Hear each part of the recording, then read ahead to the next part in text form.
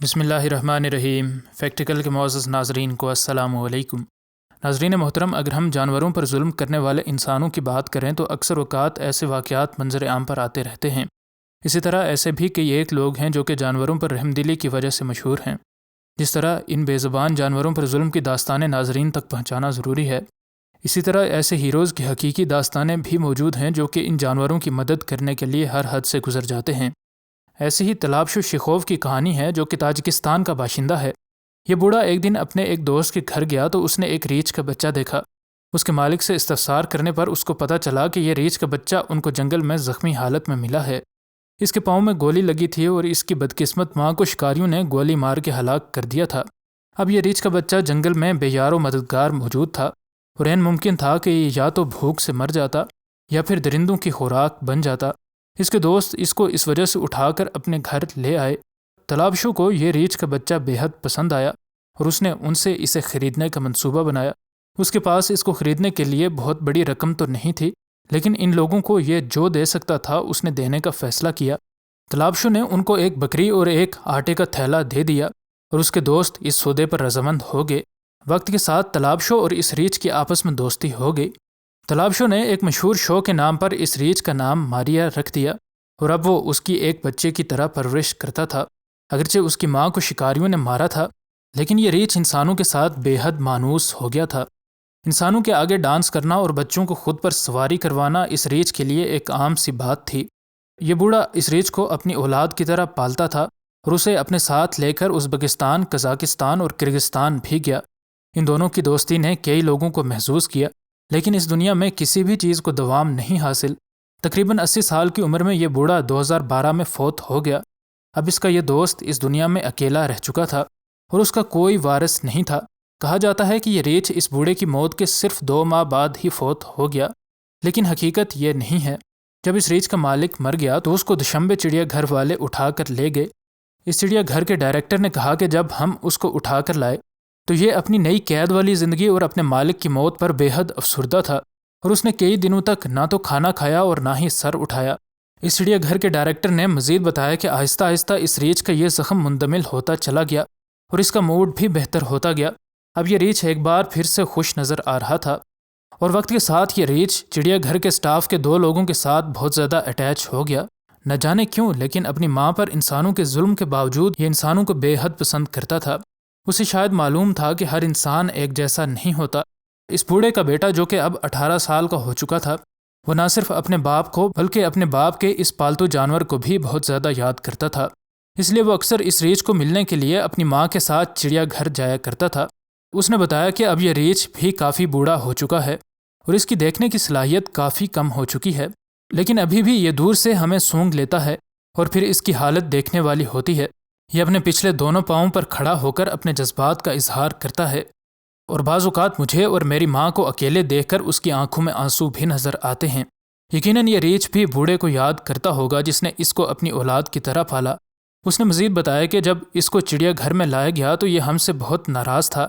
جب ہم اس کو چڑیا گھر میں ملنے آتے تو یہ ہماری طرف مڑ کر بھی نہ دیکھتا، حتیٰ کہ جب ہم اس کا نام بلاتے تب بھی یہ ہماری طرف نہ مڑتا۔ اس بوڑھے کے مرنے کے بعد اس کا مجسمہ بنوانے کے لیے کئی لوگوں نے حکومت تاجکستان کو کہا، حتیٰ کہ اس کو موت کے بعد آنے والے لوگوں کے لیے ہمیشہ زندہ رکھنے کے لیے کئی لوگ آن لائن ووٹ بھی کر رہے ہیں اور کچھ لوگوں نے اس کے مجسمے بھی بنائے ہیں۔ ایسا بھی ہو سکتا ہے کہ تاجکستان کی حکومت ان کے اس مطالبے کو مان لے اور آنے والے دنوں میں تاجکستان کے دارالحکومت دوشنبے میں اس بوڑھے کا اس کے ریچھ کے ساتھ مجسمہ دیکھنے کو ملے۔ ناظرین محترم، ہم میں سے بہت سے لوگ ایسے ہوتے ہیں کہ جن پر جب کوئی مشکل وقت آن پڑے تو وہ کسی خاموش جگہ تنہائی میں بیٹھ کر وقت گزارنا پسند کرتے ہیں۔ ایسی ہی یہ لڑکی بھی تھی جو اپنی زندگی میں موجود تمام تر مشکلات کو خیرآباد کہہ کر اپنے برتھ ڈے والے دن جنگل میں بھاگ گئی اور جنگل میں اسے یہ بن بلایا مہمان ملا جس نے اس کی زندگی ہمیشہ کے لیے بدل کر رکھ دی۔ ماریا نام کی یہ لڑکی اپنے والدین کے ساتھ جنگل کے بالکل قریب رہتی تھی۔ 10 سال کی اس لڑکی کو یوں محسوس ہوتا تھا کہ اس کی ماں اس سے نفرت کرتی ہے کیونکہ وہ اس کے ساتھ کسی بھی طرح سگی اولاد والا برتاؤ نہیں کرتی تھی۔ ادھر اس کی ماں اس کے دونوں بھائیوں پر ہر وقت محبت نچھاور کرتی نظر آتی تھی۔ ادھر اس کا باپ ہر وقت نشے میں دھت رہتا تھا اور اس کا ہونا یا نہ ہونا ایک ہی جیسا تھا۔ اس لڑکی کو اپنے ہی گھر میں رہنے سے نفرت ہوتی تھی کیونکہ کوئی بھی اس کے ساتھ محبت نہیں کرتا تھا۔ ایک ہی کام جو اس کو اس تکلیف والی زندگی سے کچھ وقت کی آزادی دیتا تھا یہ تھا کہ وہ اکثر جنگل میں جنگلی پھل چننے چلی جایا کرتی تھی۔ جنگل کی خاموشی اس کو بے حد پسند آتی تھی اور درندوں سے بھرے اس جنگل میں وہ خود کو محفوظ تصور کرتی تھی۔ ایک دن علل صبح ماریا جاگ گئی اور اپنے ماں باپ کے آگے پیچھے گھومنے لگی تاکہ وہ اسے شاید اس کی سالگرہ پر مبارکباد دیں یا اسے کوئی تحفہ ہی خرید دیں، لیکن اس کے والدین نے اسے مکمل طور پر نظر انداز کیا اور اس کے ساتھ بات تک نہ کی۔ ان کے اس برتاؤ نے اس لڑکی کے زخموں پر ایک بار پھر سے نمک چھڑکا اور اس نے پھل جمع کرنے والی ٹوکری اٹھائی اور جنگل کے لیے روانہ ہو گئی۔ جنگل جاتے ہوئے سارا راستہ وہ بس یہ بات سوچتی رہی کہ دنیا میں کوئی بھلا اسے کیسے پسند کرے گا، کیونکہ اس کی اپنی ہی ماں اس کو پسند نہیں کرتی۔ جب وہ جنگل میں پھل اکٹھے کرنے میں مصروف تھی تو اس دوران اس نے دیکھا کہ ایک بڑا ریچھ اس کی طرف آ رہا ہے۔ یہ ریچھ اطمینان سے چل رہا تھا اور ذرا برابر غصے کا اظہار اس کی چال ڈھال سے نظر نہیں آ رہا تھا۔ ابتدا میں ماریا کو بہت ڈر لگا اور وہ پھلوں سے بھری ٹوکری چھوڑ کر وہاں سے بھاگ گئی۔ اونچی جگہ چھپ کر وہ اس ریچھ کو دیکھتی رہی جس نے آرام سے اس کے جمع کیے ہوئے پھل کھائے اور کافی دیر اس کی طرف دیکھتا رہا۔ ریچھ کو ایسے دیکھ کر اس لڑکی کو بھی کچھ ہمت ہوئی۔ دل ہی دل میں اس نے سوچا کہ قدرت نے اس کو ایک دوست دے دیا ہے، اور یہ ریچھ اس بچی پر کیوں حملہ نہیں کر رہا تھا یہ وجہ جب اس لڑکی کو معلوم ہوئی تو اس کی خوشی کی انتہا نہ رہی۔ خیر اس وقت وہ دل میں خوشی اور خوف کے ملے جلے جذبات لیے گھر لوٹ آئی۔ اسے محض اس بات کی خوشی تھی کہ اس نے اپنی برتھ ڈے اکیلے نہیں منائی۔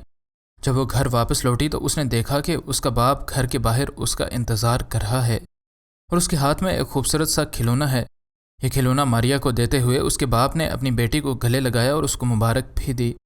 اس دوران اس کی ماں باہر آئی اور اس کے باپ سے یہ مہنگا کھلونا خریدنے پر غصہ کر کے یہ کھلونا اس سے چھین لیا اور اسے اپنے ساتھ اپنے کمرے میں لے گئی۔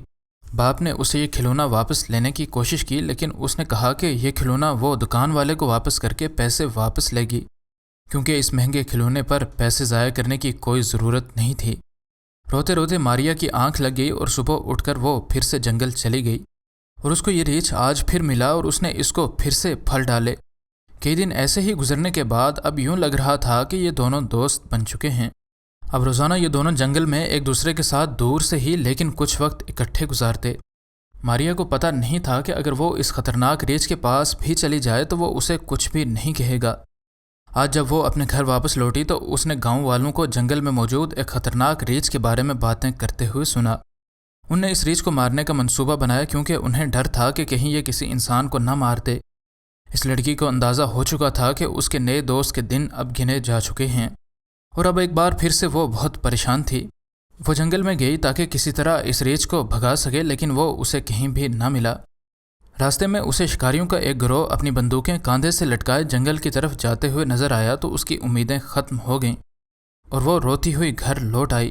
اس نے سوچا کہ شکاری اسے ڈھونڈ کر مار دیں گے لیکن اس کی حیرت کی انتہا نہ رہی جب اس نے دیکھا کہ یہ ریچھ تو اس کے گھر کے بالکل پاس ہی ایک جگہ چھپا ہوا ہے۔